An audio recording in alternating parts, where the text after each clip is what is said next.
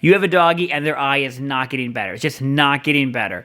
What's going on is your veterinarian told you they have a corneal ulcer, meaning they have a scratched eye, and this scratched eye just continues to be a problem. Hey guys, my name is Dan, I'm a veterinarian, and thank you for joining me today. In most cases, scratch eyes heal in about a week. They're pretty simple. If your dog scratches their eye playing outside or rubbing it too hard, and a veterinarian does a fluorescein stain, with an antibiotic eye drop or maybe some eye lube as well, maybe they do an anti-inflammatory to help out any discomfort, an eye should be healed in about 7 days. The thing is, with the eye, when they rub off the outer layer of the cornea, the eye heals quite quickly, and it wants to heal.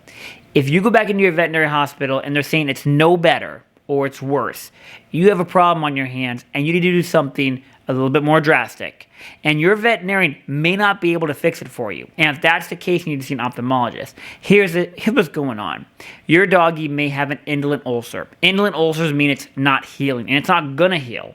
You could keep putting eye drops in the eye, and yeah, maybe the eye would stay clean of infection, and maybe your dog wouldn't lose the eye, but it's going to be a chronically painful, ulcerated eye that just never gets better. And what's happening is, with the cornea, the clear part of the eye, is it's not healing across. When the dog rubs part of the cornea off, we lose a little bit. And instead of growing together and fixing itself, it's growing like this. And it's just sloughing off. It's sloughing off, and it's never going to find itself. What a veterinarian needs to do is they need to do a grid keratotomy with a diamond burr. And what that means is this tissue that didn't grow together, they're going to burr it off and reset the eye so it can finally heal. This can be done at most general practitioners. It can also, and it's commonly done at the specialist hospital too. The way I tell my clients is I am more than happy to burr the eye, and in all honesty, we should burr it at the general practitioner level at least once, because just to keep putting eye drops in isn't helping anybody, and you can't see a specialist in most cases for quite a while.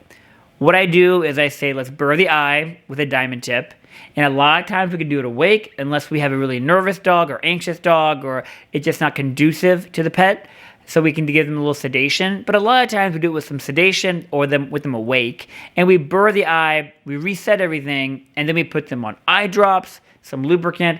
Every once in a while I'll do a contact. I go back and forth on that. But once the eye has been burred, it can start healing again. All that bad tissue that didn't want to heal, we just pull it off, and now we can start healing. What I do is I recheck the ulcer in about a week. I do tell them, you need to call the ophthalmologist here in town, or if you live in a small town, outside of that town, book something, because usually you can't see an ophthalmologist or any specialist for like weeks, guys, weeks. And the eye gets better fast and worse fast. You should book something, make sure there's no fees for canceling, but book something and then recheck with your veterinarian. And if the eye is healing or healed at the end of that wait period, then you can cancel your appointment. But if your veterinarian feels comfortable with it, you should definitely try to get it burred. And if your vet doesn't feel comfortable with it, you should call around and try to get someone that can fix it for you. Because sitting on an eye that's not healing is just neglecting it. And sometimes in medicine, we're forced to neglect stuff, meaning not act on something if we can't fix it. But if you have the resources, or if you can be directed to someone with the resources to get fixed, or at least try to fix it before you go see a specialist, that is probably the best practice. But always consult your veterinarian and see what they're thinking.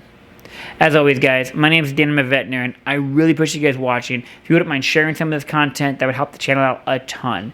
You guys take care. Bye.